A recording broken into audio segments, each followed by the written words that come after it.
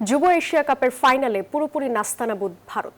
চিরপ্রতিদ্বন্দ্বীদের ১৯১ রানের বিশাল ব্যবধানে হারিয়ে শিরোপা ঘরে তুলেছে পাকিস্তানের যুবারা। ব্যাট হাতে ১৭২ রানের ঝলমলে ইনিংস খেলেন ম্যাচ সেরা পাকিস্তানি ওপেনার সামির মিনহাজ। বেশ কয়েক বছর হলো জমে না ভারত পাকিস্তান জাতীয় দলের লড়াই।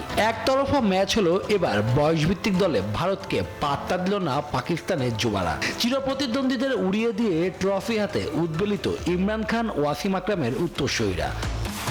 যুক্তরাষ্ট্রের এক নম্বর জিম চেইন গোল্ড জিম এখন আবারও বাংলাদেশে।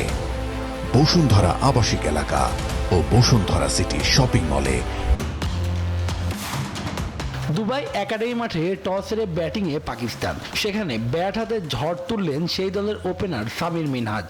প্রতিপক্ষ বোলারদের গুড়িয়ে দিয়ে ছোটালেন ৪ ছক্কার ফুলঝুরি। ১৭-৪ ও ৯ ছক্কায় খেললেন ১৭২ রানের ঝলমলে ইনিংস। এছাড়াও আহমেদ হুসাইনের ব্যাট থেকে আসে ৫৬, আর তাতে পাকিস্তান স্কোরবোর্ডে তোলে ৮ উইকেটে ৩৪৮ রান।